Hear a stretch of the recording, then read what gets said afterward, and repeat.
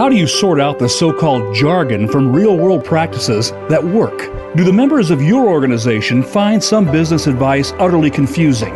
Welcome to the 2020s Enterprise with Sam Holcman. In this program, we set the record straight and in terms that people at any level of business and technology can understand. Now, here is your host, Sam Holcman.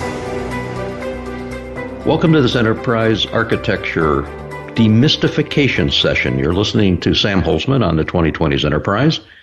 And today's episode is on the top 10 questions and answers to demystify enterprise architecture. And let me apologize up front here. There's actually going to be 12 questions and answers and not 10, but top 10 is kind of cool, so I want to still use that.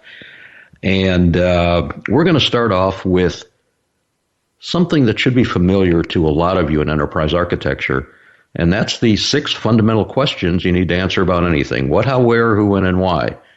What, how, where, who, when, and why. So we're going to start off with what is enterprise architecture? How long has enterprise architecture been around? And one of the things we all know is you can't believe everything on the internet. As a matter of fact, it's kind of getting less than 1% as far as I'm concerned. But enterprise architecture has been around for quite some time. How do you cost justify enterprise architecture? Where should enterprise architects and enterprise architecture reside in the organization?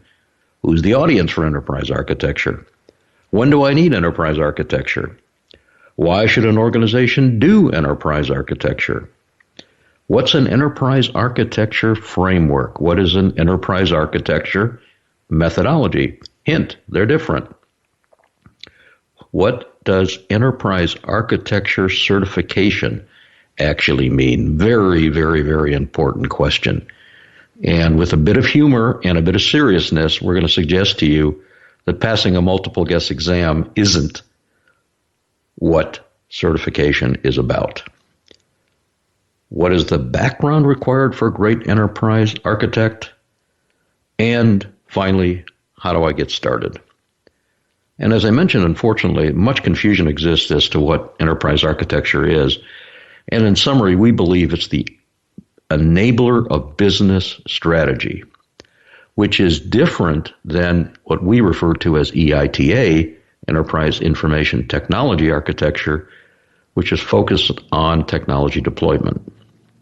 And we are really thrilled to find out that some of the analyst firms that you and probably your chief information officer and other people in your organization use for advice are starting to talk about, because of the confusion out there, some of them call them business-driven enterprise architecture. Isn't that fascinating?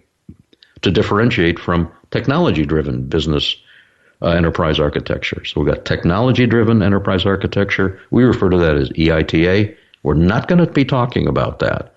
That is not what we believe EA is. And what's great, once again, is that the analysis firms out there that are advising your CIO and others in your organization are picking up on that same differentiation. We want to close with this area, with this statement, I'm sorry. It's not one is right and one is wrong, but we can say they're different. So we're going to define enterprise architecture. It's explicitly representing an organization's desired state and as-is state, transforming the organization through a set of independent, non-redundant artifacts, mutually exclusive, collectively exhaustive. That's the what, how, where, who, when, and why. Those are called interrogatives. And as far as we know from the recorded history, the first person to try to put something down in writing, those are the 6 questions you need to ask about anything and understand. So we're going to suggest to you that those interrogatives are just as valid and are even more important with enterprises and business. From that, we're going to define how the artifacts interrelate with each other. For example, what processes do you need to support what goals? What data do you need to support what processes? What skills do you need to perform various processes? What events does the organization react to in order to perform processes to achieve the goals? Those are essentially what we refer to as the implementation models or some people call them relationship models.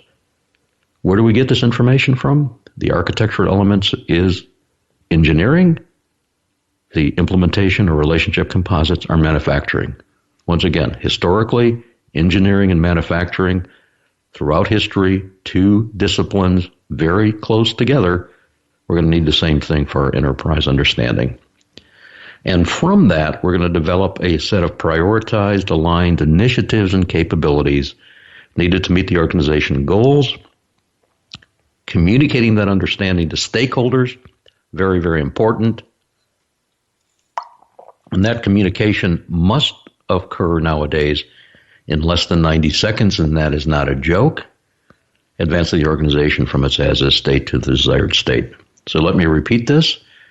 Enterprise architecture is explicitly representing an organization's desired state and as-is state, transforming the organization through a set of independent, non-redundant artifacts, defining how these artifacts relate with each other, developing a set of prioritized, aligned initiatives and capabilities needed to meet the organizational goals, communicating that understanding to stakeholders, advancing the organization from its as-is state to its desired state.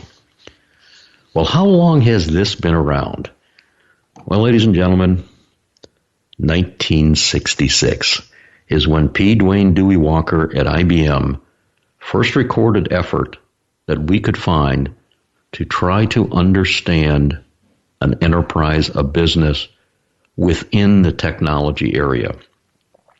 And Dewey, in the early 70s, called this BSP, Business Systems Planning.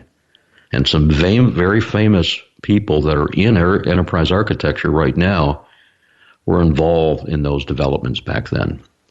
So this has been around for quite some time. Why is that important to us?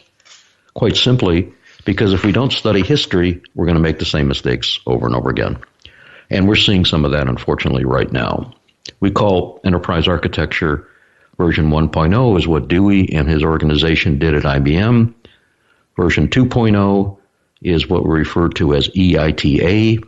A lot of people think they're doing enterprise architecture, but they're doing technology planning. Once again, not a critique, a positioning. And now we're back to with people trying to recommit to the original understanding, which is the understanding of the enterprise, understanding of the business, the bridge between strategy and enablement. And that's how we look at the concepts that you and I are talking about here. So enterprise architecture, to us, is the enabler of business strategy. How do you cost justify enterprise architecture? This is a little tricky. And the reason I say it's a little tricky is let's take a look for a moment at this concept of cost justification. It's kind of fuzzy. What do I mean by fuzzy? Let's say that you're an automobile manufacturer. How do you cost justify a new assembly plant for a few $1 billion? Well, it's not the assembly plant that we cost justify. It's based on the end product. Is the end product that we're producing better, faster, cheaper, et cetera, et cetera? So it's the whole life cycle from concept to customer. And now we put a new component in there and we look at the metrics, so to speak, prior to that change, let's say the new assembly plant, and then afterwards, and see whether or not this new thing actually made a difference. That's really what we're talking about when we look at cost justification. And there are a whole slew of things that are possible when we actually look at this. We can understand the effects of the change as a state, desired state. We can actually look at cost reduction if we change this particular action or process. Have we been able to react in the agile, flexible world out there faster? So we were able to produce something in X days, weeks, months, or years, and now we can do it for something less than that. Are we able to allow the business to react to business changes in a more flexible, agile, and faster manner? Another measurement. Can we look at our existing base of applications and systems and through the eyes of architecture, rationalize that portfolio to today's needs? Are we using enterprise architecture for technology simplification? Can we look at the blueprints? That's really what an architecture is, as a sort of like an analogy, a set of blueprints, and look at it and say, we can now simplify the technology through this architectural understanding. Do we have better access for knowledge? These are all cost justification, in quotes, areas with enterprise architecture. Can we manage the technology? What if we do this? What if we do this? What if analysis? Those types of things can be done with real enterprise architecture. We can look at enabling additional professionalization of the staff through techniques and processes and methods and practice, of course, to be able to understand the needs of the business better and translate that into technological requirements. Something a little scary, though, which I think is kind of good, but some people are uncomfortable, is we're going to decouple the knowledge from the individual. So we have a baseline for addressing and managing continuous change in this ever-changing digital world we're in. It is the baseline that we're talking about that. It's also a governance mechanism. What do I mean by that? You have critical assets that are being managed, and as those assets are being managed, we can go from the as-is state to the desired state in a logical and traceable manner. Traceability is very, very important. And of course, we can use this as the basis for education and the assessment of what we're doing. It's a baseline, once again, for education and assessment. The phrase that's overused, but is very, very important, is an alignment between the information technology and the business. And there's a lot of phrases that are being used, but it is alignment of the business initiatives that we're doing. Some people say IT supports the business. Some people say IT is the business. You can debate these phrases all day long. What we're looking at there is to make sure that the business goals are traceable to the technology activities that are going on. And conversely, when we have a mechanization of something, we can trace that back to the goals that are there. And finally, we can analyze the effects of change prior to make the change that's there. And that's referred to as what-if analysis, or where used, or looking at through the eyes of making sure that the changes that we are looking at do not have unintended consequences. Very, very, very important. Another question: where should the architecture practice reside in the organization? Now, if you define enterprise architecture as real enterprise architecture, let's use the phrase business-driven enterprise architecture, not technology planning, ideally, it would be in the strategy office. But we have to remember, we're talking about where the skills are to do this. So I don't believe it's really, really vital for the architects not to be in the IT organization, but sometimes, because we're looking at the difference between business-driven enterprise architecture and EITA, information technology architecture or planning, maybe it should sit in a different organization. But I want to stress here, this is a question that people bring up. I don't see it as critical that's there. So it's a direct line to the business, if I can use that phrase, and a dotted line to the technology organization, if you can sort of picture that view. Now, if you define enterprise architecture as technology planning, and there's a lot of people out there that have certification around certain frames of references loosely use that term, and we'll get back to that in just a moment. If you're looking at planning technology, then most assuredly these people should reside in the Chief Technology Office or the chief information office, that's out there. So coming full circle, if we look at this as the enabler of business strategy, the closer this organization is to the business/strategists, the better off we are. However, where the talents lie to us is not as important as what they're actually doing.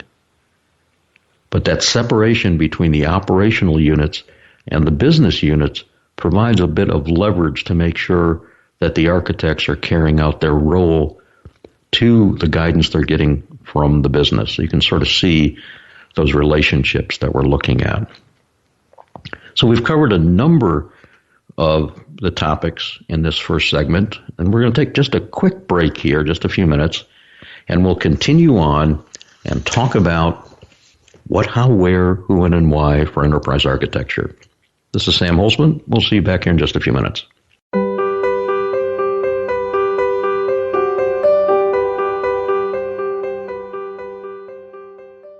Is your organization in the internet age when those around you are moving into the information age? Are your hallway conversations filled with words and phrases like blockchain, AI, VR, cloud computing, and micro this and that? Are you interested in bringing some method to the madness? Then talk to us. Through years of consulting with clients all over the world, the Pinnacle Business Group and Architecture's Center of Excellence have developed an understanding of what makes a consultant-client relationship work. And this understanding comes to every engagement. The Pinnacle Business Group assists organizations in solving their business and system challenges with its unique, proven approaches, bringing teams of business and system personnel together to jointly define business and system requirements. The teams are led through a series of facilitated activities to provide innovative solutions to their business and system challenges. We look forward to hearing from you. Visit pinnaclebusinessgroup.com. Are you stuck in your enterprise architecture practice with nothing but a bunch of static models and deliverables aimed at future technology development efforts rather than true business understanding? With the Enterprise Architecture Center of Excellence 4-day certification workshops, you will learn proven step-by-step enterprise architecture techniques to be used as the baseline for addressing continuous business and organizational change. For dates, locations, and more, visit eacoe.org.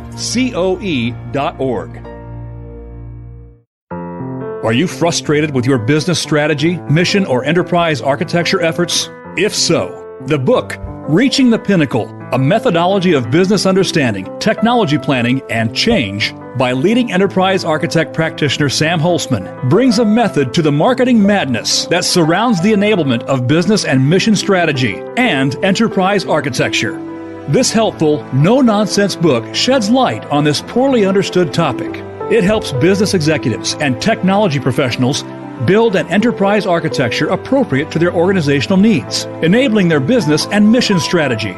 Enterprise architecture is the rethinking of how business and mission planning and information technology can support each other to achieve its strategic and mission objectives through the development of a series of project initiatives and agile models.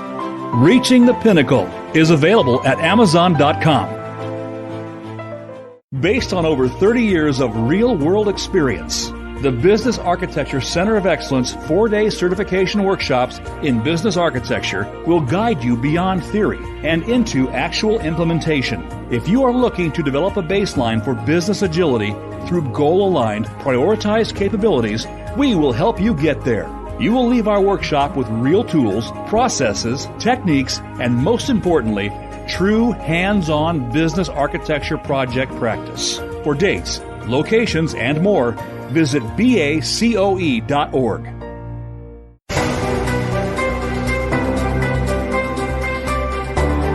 You are listening to The 2020s Enterprise with Sam Holcman. We welcome questions and comments about the program via email to sam@eacoe.org. That's sam@eacoe.org. Now, back to the 2020s Enterprise. Welcome back. This is Sam Holcman, and the show you're listening to is the 2020s Enterprise. And today's topic is the top 10, actually 12, questions and answers to demystify enterprise architecture. In our first segment, we covered what is enterprise architecture, how long has enterprise architecture been around, how do you cost justify enterprise architecture, where should enterprise architecture and the architects reside in an organization, and now we're going to continue on here with the who question. Who's the audience for enterprise architecture? If, once again, we refer to enterprise architecture as business-driven first, then it's really all the business components that make up the enterprise or business. That's the audience that's out there. Because we look at it again, using the phrase, it's the baseline for addressing and managing continuous change and the enabler of business strategy. Now, within that phrase, using the term enterprise, some people look at it and say, well, I've got to do the whole enterprise at once. Ideally, yes. And just with a bit of humor, when should enterprise architecture have been done in your organization? Well, actually, before the enterprise started. Well, that's the issue. We have running enterprises. Just think about a 100-story building for a moment. When should the architecture for the building be done? Obviously, before any general contractor or any holes are dug in the ground. Well, of course, in our enterprises, we don't have that luxury. We have a running situation. So ideally, we'd like to look at the whole enterprise or the whole area that's there. More practically, in the enablement, what we look at is a portion of the enterprise and start doing architecture there. But we have to remember the concepts of, in the physical world, scrap and rework. So what do I mean by that? We have a beautifully architected and implemented kitchen and a beautifully architected and implemented dining room. And somebody says to us, oh, geez, sorry, I forgot to tell you we've got to get from the dining room to the living room and the living room to the dining room. You know what we're going to have? A little bit of scrap and rework to be able to do that. Well, we have to understand the same thing is true for enterprise understanding. If we're doing it piece by piece, there's going to be a little rework going on. Nothing wrong with that. We just have to recognize that as a cost. The second thing is, when we change the boundary conditions for this who is the enterprise architecture, the audience, we're going to have the concept of integration and interfacing pop up. Anything that was in the boundaries of the architecture will be and can be integrated. Anything outside of that boundary will be interfaced. Once again, not wrong or right, but different. That's the key thing we have to recognize. Let's go on to the when question. When do I need to do enterprise architecture? Oh boy. When you're looking at enterprise architecture, when does it come into play? Well, most of the time when something is very complex. And if we have something that's complex, we need a baseline for addressing change, and that's architecture. So anytime your organization has a change concept, in our opinion, because the enterprise is complex, we've got to make sure that we have close to zero as possible what? Unintended consequences. This concept of tweaks and this concept of all these phrases we use, bugs, those types of things, version 2, version 3, version 4 of these things, we got to think about them. They're errors. Ladies and gentlemen, they're errors. All these terms are masking what's going on. And it's because we don't have an understanding of the baseline before we go in and change things. Again, let's look in the mirror a little bit and think about this. That's really what it's about. All these terms that we're using are really an underlying understanding of the lack of architecture. That's really where it comes from. So you need to do enterprise architecture if there is a need for business understanding, meaning I got to do enterprise architecture. To analyze and minimize risk in your organization, I got to do enterprise architecture. To develop reusable technology assets.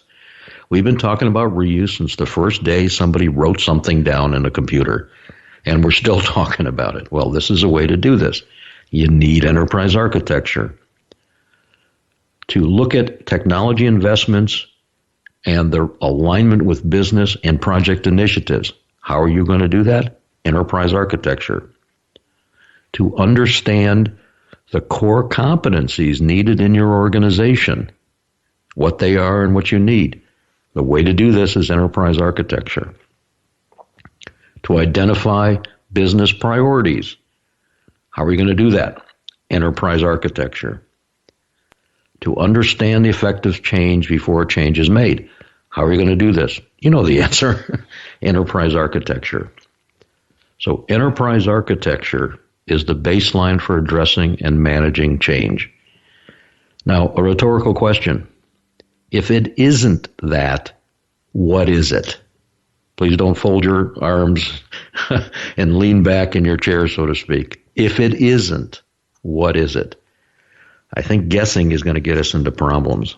Not to be nasty here, but if it isn't real enterprise architecture, not IT planning I'm talking about, but real enterprise architecture, what's the baseline? How are you going to address increased orders of magnitude and complexity and increased orders and magnitudes of change? Enterprise architecture. Now comes the why question. Why should I do this? Why should I do real enterprise architecture? The number one reason is to understand the business better. It's a communications mechanism, a tool between those enabling the technology that will help the business run better. Even without technology, enterprise architecture can help the business run better. And we have been talking to clients around the phrase BTPs rather than enterprise architects. And BTP stands for Business Technology Partner, a trusted advisor that understands enough about the business and the technology to allow and advise the business people on the possibilities that are out there and come up with a game plan, a blueprint that can be enabled by the general contractor, the IT people that are there. Another reason why? Reduce confusion. Oh, is that what you meant by? Oh, is that what you meant by? What we have to recognize is that you and I are human beings. I know that sounds silly, and we have capabilities and we have limitations. And I can assure you right now, I don't know all of you, of course, listening to this broadcast by any means, that you cannot understand 70 pages of text. I can guarantee it. Sam, you don't know us. I'm telling you right now, it's not possible as a human being to do this, or even 17 pages of text. Yet we keep writing more and more and more pages and put them in this nice 3-ring binders with leather-bound volumes and gold printing on them, and we wonder why we're having problems. Well, guess what? We can't understand those many pages. We need a different format. That's the purpose of enterprise architecture, and that's the purpose of the graphical representations. But I can assure you that one slide isn't going to do this.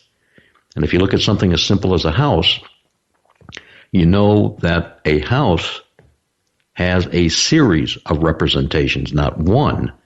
Why would we expect something as complex as an enterprise to have only one? Another why, to better align resources and skills. This is just human nature. A human being, a person in technology or business, doesn't know everything. There's going to be various people, just like in a house. You got the plumbers, the electricians, the carpentry people, the masonry people, et cetera, et cetera. Same thing in the business, same thing in the technology. So we can align resources and skills to make sure that we're making the optimal use of all the human and technology assets in the organization. And the other why, to be as responsive as possible for the business and for the enterprise. as the business changes. If that isn't enough reasons, we can continue. Managing complexity, managing change, determining right sourcing options. Notice I didn't use the word outsourcing. We can use real enterprise architecture to determine what of the things in our enterprise are possible to be outsourced based on various criteria. And there's a lot of criteria, not just cost, expertise, or the concept of core capabilities, core competencies, whatever your phrase is of interest there. And we can use enterprise architecture to understand those. We can look at another why is governance. I hate that phrase, but we got to understand it. We can't go crazy on certain things there. We can use this as a mechanism for the governance of all the assets that are there. We can use this to support organizational change, yes. You can actually blueprint. You can study changes before the change is made in the human resources. So instead of using a scalpel, my apology, instead of using a meat cleaver, we can use a scalpel. Sorry about that. In other words, we're going to fine-tune things because we know changes are going to happen. And so using these explicit representations for that is just tremendous. And of course, cost reduction, reduce cost. Reduce cost through analysis. Why should you do enterprise architecture? What's some other reasoning? Developing strategic initiatives.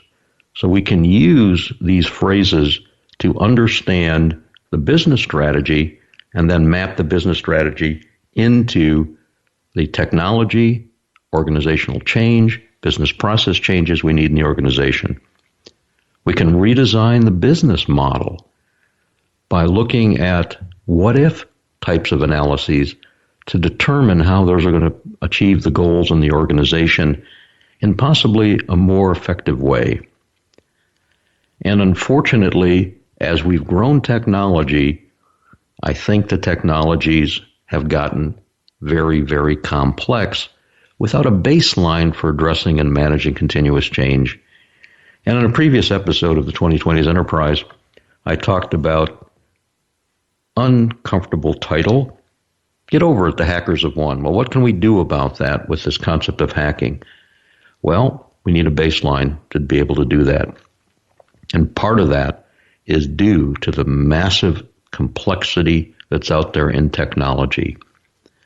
So if we have a baseline for addressing technology complexity, mapping it to the architecture of the business, we may be able to reduce that complexity as we see it. And the final why, in our opinion, is what we call realizing the engineering design objectives. And these are phrases that we often see in the preface of a report. What are those phrases? Alignment, integration, interoperability, reusability, flexibility, reduced time to market. All of these phrases are actually, unfortunately, in most organizations, a bunch of platitudinal statements. They're desires, they're wishes. Well, we're going to have to turn those into real stuff. And the way we do that is through enterprise architecture, real enterprise architecture. Sorry to keep using that. What we're trying to do is to make sure people recognize it's not about IT planning.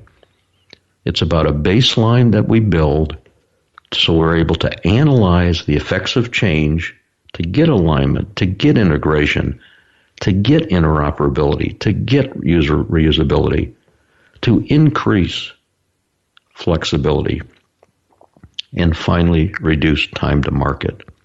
What would be the ideal situation? Mass customization of whatever we're providing in quantities of one. Wow. And just as a point of a note here, if you look at your smartphone, where you have the ability to customize what you're seeing on an individual basis, Once again, mass customization in quantities of one. Yes, there are limitations, but isn't that amazing? So we have evidence of that. So we've been chatting about the questions and answers to demystify enterprise architecture. We're going to take just a quick break here and come back with our last segment to complete our discussion about demystifying enterprise architecture and the 12 questions and answers that may do that for you. We'll see you just back here in just a few minutes.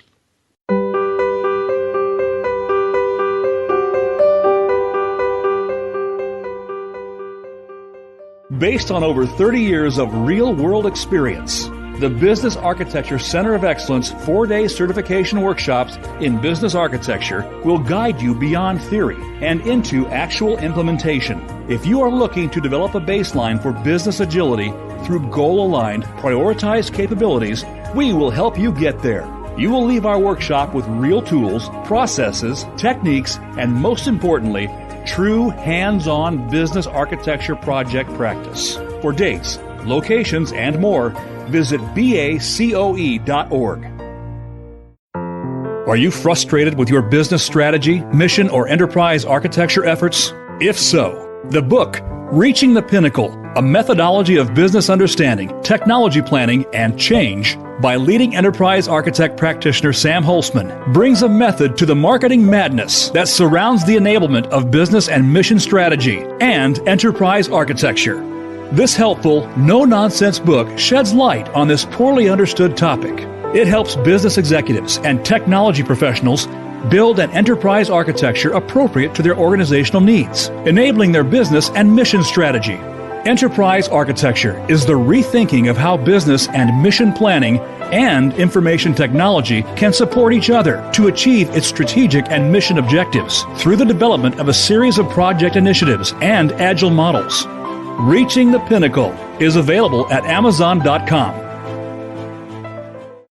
Is your organization in the internet age when those around you are moving into the information age? Are your hallway conversations filled with words and phrases like blockchain, AI, VR, cloud computing, and micro this and that? Are you interested in bringing some method to the madness? Then talk to us. Through years of consulting with clients all over the world, the Pinnacle Business Group and Architecture's Center of Excellence have developed an understanding of what makes a consultant-client relationship work. And this understanding comes to every engagement. The Pinnacle Business Group assists organizations in solving their business and system challenges with its unique, proven approaches, bringing teams of business and system personnel together to jointly define business and system requirements. The teams are led through a series of facilitated activities to provide innovative solutions to their business and system challenges. We look forward to hearing from you.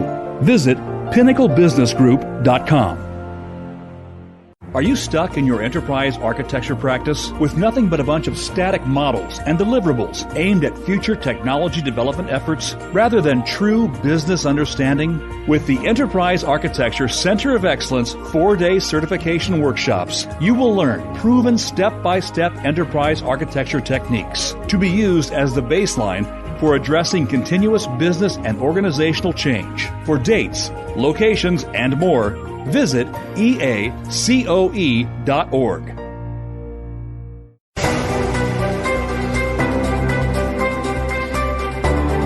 You are listening to The 2020s Enterprise with Sam Holcman. We welcome questions and comments about the program via email to sam@eacoe.org.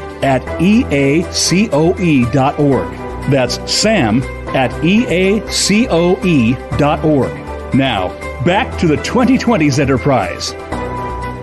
Welcome back to the 2020s Enterprise. You're listening to this episode is the top 12 questions and answers to demystify enterprise architecture. And again, I'm Sam Holcman, and the first two segments we covered a number of different reasons and some of the demystification elements.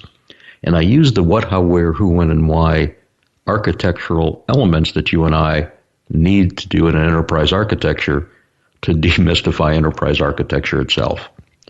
And in the first two segments, we went over what actually is enterprise architecture. How long has enterprise architecture been around? By the way, 1966. How do you cost justify enterprise architecture? Where should the enterprise architects and the enterprise architecture reside in an organization? Who's the audience for enterprise architecture? When do I need to do enterprise architecture? Why should an organization do enterprise architecture? And now we're going to continue on with the last few things. And there's a bunch of what's coming up. And the first what is going to be, what is an enterprise architecture framework? My goodness, one of the most confusing internet topics that are out there. And as I love to say, partially tongue-in-cheek, one of the great things about the internet is anybody can write anything about anything. And one of the problems with the internet is anybody can write anything about anything. And when it comes to this concept, it's really, really confusing. And there's some wars that go on some of these forums about these concepts. But let me give you an example, 3 examples actually, of the word framework from our baseline understanding. This is what we consider a framework. So here's examples outside of enterprise architecture. One example of a framework. Dmitri Mendeleev's periodic table of the elements. Periodic table of the elements in chemistry. It is a frame of reference. Maybe that's a better phrase. For that profession. Before Mendeleev laid that down, you could call yourself a chemist, but you were an alchemist. You were guessing. Now, one of the things that's understandable about that framework, it doesn't tell you how to make any compounds. That's up to the chemist. And we'll talk about making things in just a moment. So one of the beauties of the periodic table is it's a frame of reference. Another frame of reference example, the notes in music and the symbology that's used in music to characterize and communicate various things.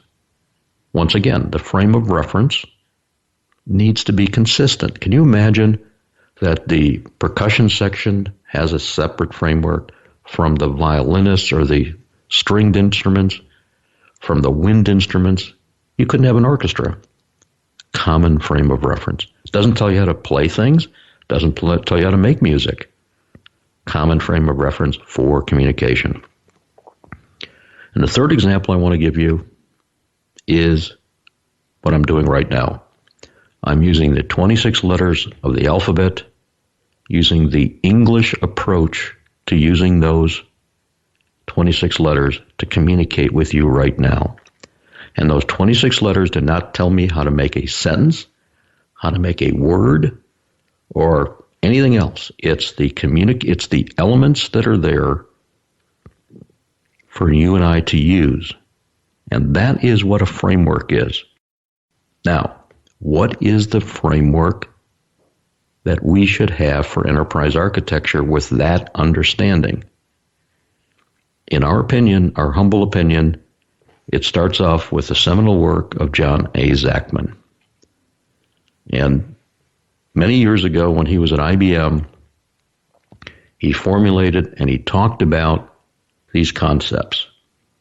And what he essentially laid out was what, how, where, who, when, and why, which is the interrogatives and the 5 transformations, not decompositions, transformations to get from the business understanding to essentially the functioning enterprise. And what we have done in our organization, eacoe.org, is taken his base understanding and not modified it, but we've brought what we believe a practitioner focus to it. John's right. John has been right. And John will be right. And the quicker the world of architecture understands that, the faster the profession is going to actually become a profession rather than what it is right now. And we'll chat about that in just a moment. It's a little bit of a mess. Not horrible, but a little bit of a mess. So what we call the frame of reference in our world is called the enterprise framework. And all this information is available to you and on our website, eacoe.org. eacoe.org, Enterprise Architecture Center of Excellence.org, if you want to take a look at this. Now, that's a framework. Coupled to that is a methodology.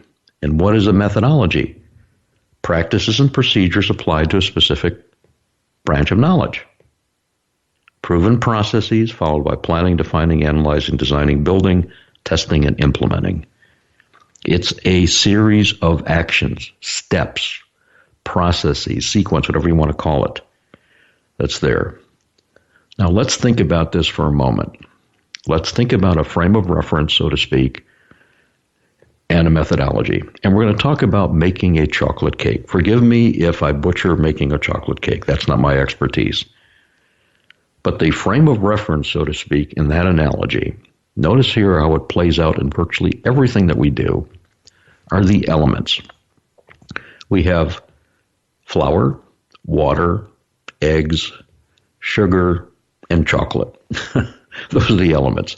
That's the frame of reference we're using. Now, those elements are what we refer to as the frame of reference. It doesn't tell us how to make a chocolate cake. So one person will do the following in this sequence. Step 1, take the eggs, break them, open them up and put them in a bowl. Step 2, put the water in. Step 3, mix the flour in. Step 4, melt the chocolate. Step 5, take the melted chocolate, stir it up in there. Step 6, add some sugar. Step 7, put it in the oven and bake it for 30 seconds. Somebody else will say, no, that's not the right methodology, the right process. It's going to be not good. Step 1, you melt the chocolate in a steaming colander, whatever the thing is, until it comes to a smooth consistency, whatever smooth consistency is. The next thing that you do is add water so there's a little bit more flexibility in the chocolate itself. Then you pour in the flour until there is a smoothness and all the flour has disappeared into the chocolate. Then we take our sugar and we add that once again very slowly. The last thing we do is to break out the eggs and stir up the eggs with the yolks and the whites and stir all that together and very slowly pour that into the bowl that we have. We take all of that stuff and we line the pan with a certain wax paper, and we oil or butter that area. Then we put that ingredients in there and we bake it for 27 minutes, 30 seconds at 372 degrees. That's a different methodology, the same frame of reference. Notice that those are different in the physical world. Frameworks are not methodologies, and methodologies are not frameworks, and this is one of the fundamental issues we have with enterprise architecture right now. Even more pronounced is the concept of enterprise architecture certification. What does it actually mean? And this is really almost gotten out of control. The current state is a mess. Why do I say it's a mess? Most training courses in enterprise architecture train you to pass an exam, a multiple question exam. Are you kidding me? That's the way we certify people in enterprise architecture, by passing an exam? No. Coming out of the enterprise architecture certification course should be a group of people that have a classroom minimum-based experience on how to actually do enterprise architecture. It's a practitioner approach. It's an apprenticeship that we're starting. That's the key to certification, not passing a multiple guess exam, a multiple choice exam. That's nonsense. And of course, the teaching would be very different. We're teaching to an exam? No, we're teaching to a practice. And in the certification, what we're looking for is demonstrated competency to some degree. Yes, classroom-based, of course. We understand that. It's classroom-based. But we're also looking at it and saying there is some practice going on. When I say practice going on, we actually are having people do things, if I can use that phrase, that are architecturally aligned. It needs to have a theoretical sound list. And we have to recognize that we need to understand the difference between methodology and framework. And with all due respect, there needs to be an expiration date. Nobody is grandfathered or grandmothered in here. Just like the professions of medicine or accounting or everything else, you have to continually demonstrate practice. When you see a certification that says certification expires never, that's exactly what it's worth. Never nothing.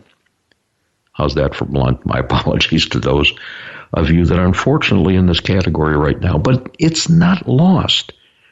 There's plenty of time to fix this area here. And the final issue is who has vested interest in conducting certifications. The future state of enterprise architecture certification is an understanding of a methodology, a process. The ability to at least do a version 0.2 enterprise architecture after you finish the certification program. Once again, the certification process teaches enterprise architecture, not just passing an exam. Traceable teaching on how to move from theory to practice is one of the expectations people should have coming out of these certification approaches. Real examples from real organizations during the workshop, not toy examples of 3 things on a PowerPoint slide. Professional certification requires periodic recertification of some kind.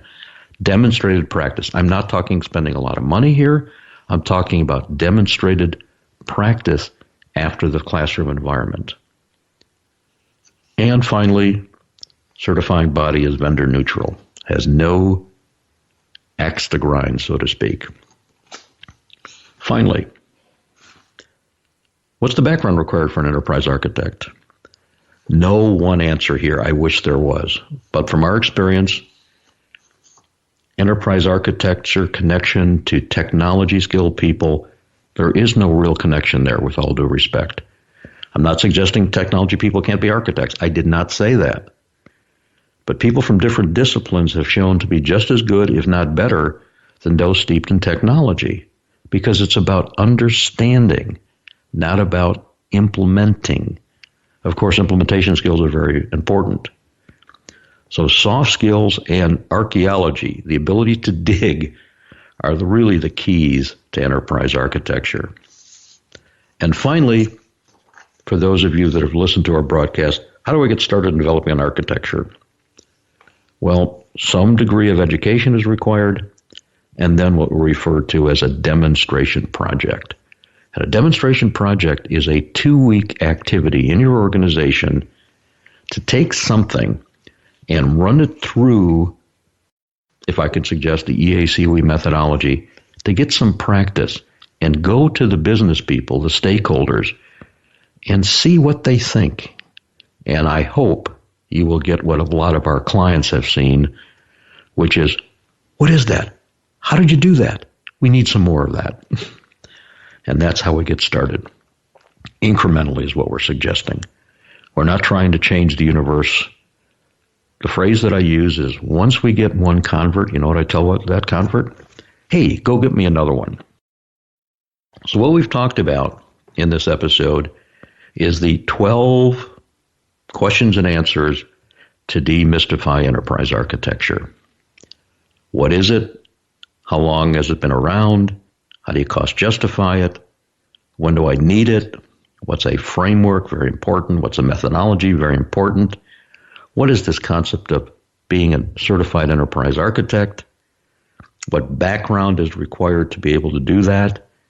And all of these concepts are around real enterprise architecture. I'm Sam Holcman. Thank you for listening. Please reach out to me at sam@eacoe.org, sam@eacoe.org. I'd be happy to discuss enterprise architecture with you. Have a great day. Thank you for listening. We'll see you next time.